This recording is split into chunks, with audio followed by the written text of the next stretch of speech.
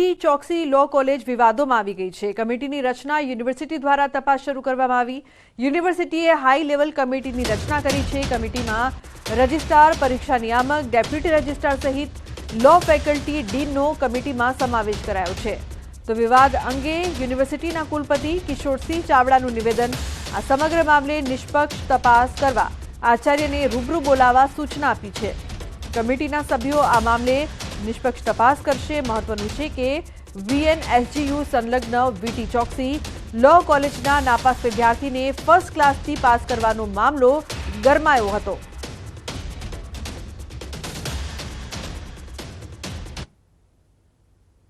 એવી high power level committee બનાવી છે અને તેમાં સદર સંસ્થાના આચાર્યશ્રી એ આ અંગેના તમામ ઓરિજિનલ પુરાવાઓ જે છે કે પરીક્ષકે જે કયા પ્રકારની રજૂઆત કરી છે, ઓવરરાઇટ થયું તો કયા કારણોસર થયું છે, આ તમામ બાબતો એ અમારી હાઈ પાવર લેવલ કમિટી નક્કી કરશે અને એને આધારે આગળની કાર્યવાહી કરવામાં આવશે।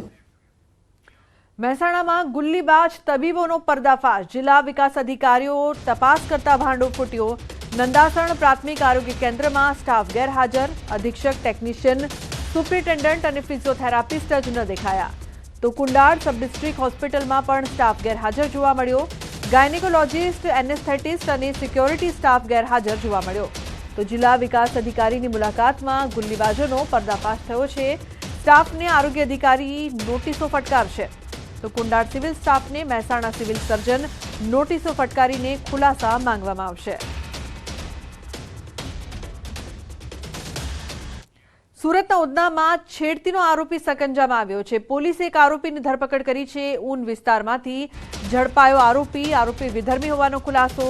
સંચાના મશીન ચલાવવાનું કામ કરતો હતો યુવક। સુરતના ઉધના વિસ્તારમાં અંજના સ્થિત અમન સોસાયટી નજીક આરોપીએ યુવતીઓની છેડતી કરી હોવાની ઘટના સીસીટીવીમાં કેદ થઈ હતી, જેને લઈને સોસાયટીના ઉપપ્રમુખે પોલીસમાં અરજી પણ કરી હતી। તો પોલીસે ફરિયાદ અને સીસીટીવીના આધારે અલગ અલગ ટીમ બનાવીને તપાસનો ધમધમાટ શરૂ કર્યો હતો। ત્યારે પોલીસ ઊન વિસ્તારમાં રહેતા અને સંચાના મશીન ચલાવતા યુવકને દબોચી લઈ કાર્યવાહી હાથ ધરી છે। સીસીટીવી ચેક કર્યા છે, જેમાં આરોપી જે છે એને પાછળ અમે ઘણા પાછળ હતા, કેમ કે 24 કલાક જેટલું અંતર થઈ ગયું હતું, પરંતુ વિવિધ ટીમો બનાવીને છેવટે અમને સફળતા મળી હતી। અમારી ટીમને અમે અભિનંદન પાઠવીએ છીએ, કેમ કે ખૂબ જ મોટું ટાસ્ક હતું। તો દાહોદમાં પોલીસ દ્વારા વિદેશી દારૂનો નાશ કરાયો છે। ઝાલોદ ડિવિઝનના 6 પોલીસ સ્ટેશનના દારૂનો નાશ કરાયો। ઝાલોદ ફતેપુરા રોડ પર આવેલ રાજપુર મુકામે ખુલ્લી જગ્યામાં બુલડોઝર ચડાવીને નશા કરવામાં આવ્યા। 6 પોલીસ સ્ટેશનમાં ગેરકાયદેસર રીતે હેરાફેરી કરતા અને રહેણાંક મકાનમાંથી પકડાયેલ વિદેશી દારૂનો નાશ કરાયો છે।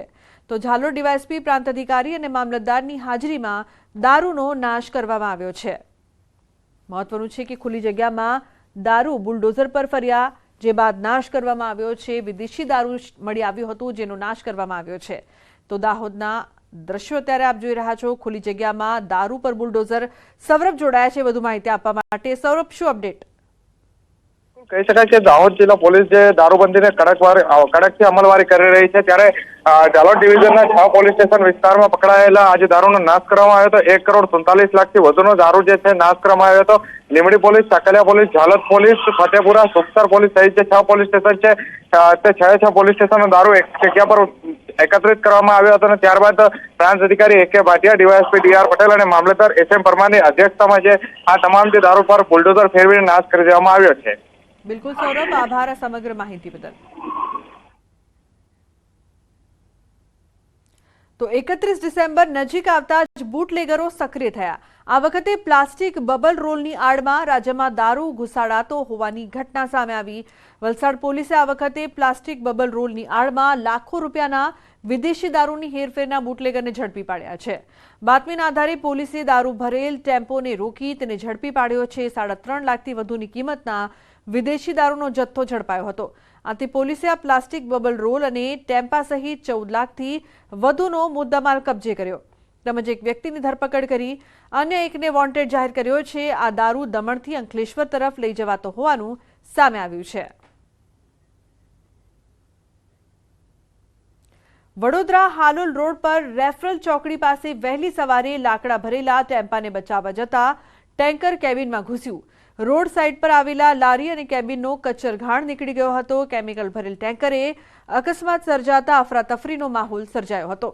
ઘટનામાં ટેન્કર ચાલકને નાની મોટી ઇજાઓ પહોંચતા સારવાર અર્થે ખસેડાયો હતો. જો રેફરલ ચોકડી પર મુસાફરો વધુ સંખ્યામાં હોત તો મોટી દુર્ઘટના સર્જાઈ હોત. સમગ્ર ઘટનાના સીસીટીવી ફૂટેજ સામે આવ્યા છે. રાજકોટના ગોંડલ માર્કેટિંગ યાર્ડમાં ડુંગળીની રેકોર્ડ બ્રેક આવક નોંધાઈ છે. ડુંગળીથી ઉભરાયું ગોંડલ માર્કેટિંગ યાર્ડ.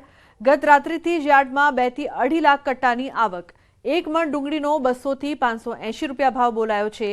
સારા ભાવ મળતા ખેડૂતો ખુશખુશાલ થયા છે. યાર્ડની બહાર ડુંગળી વેચવા આવેલા ખેડૂતોની લાંબી કતાર. તો 500 જેટલા વાહનો હજી પણ ઊભા છે કતારમાં. સૌરાષ્ટ્રભરમાંથી ખેડૂતો ડુંગળી વેચવા માટે પહોંચી રહ્યા છે ગોંડલ. કાલ રાતે 9 વાગ્યાથી ડુંગળીની આવક ચાલુ છે. અત્યારે પણ હજી 501 વાહન બાકી છે. માર્કેટિંગ યાર્ડમાં આજે લગભગ 2 થી 2.5 લાખ બોરી ડુંગળી આવી હોય એવો અંદાજ દેખાય છે.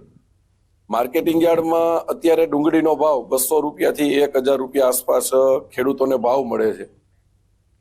તો ધોરાજી શહેરમાં રોડ રસ્તા અને ભૂગર્ભ ગટરની નબળી કામગીરી મામલે જવાબદારો સામે પગલાં લેવા કોર્ટે હુકમ કર્યો છે. વર્ષ 2017માં રોડ રસ્તા અને ગટરના કામમાં ભ્રષ્ટાચાર થયો હોવાની કોર્ટમાં અરજી કરાઈ હતી, જેની સુનાવણી દરમિયાન ફરજમાં બેદરકારી, નાણાંનો યોગ્ય વપરાશ ન કરવો અને જનતાનું જીવન જોખમમાં મુકાયા હોવાનું ટાંકીને જવાબદારો સામે કાર્યવાહી કરવા માટે હુકમ કર્યો છે.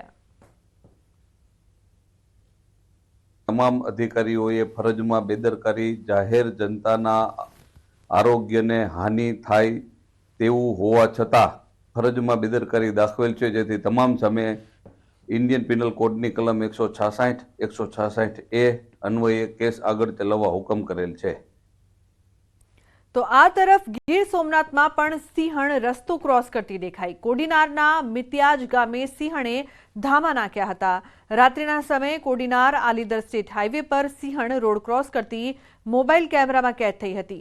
મહત્વનું છે કે છેલ્લા ઘણા દિવસથી આ વિસ્તારમાં સિંહોએ ધામા નાખ્યા છે.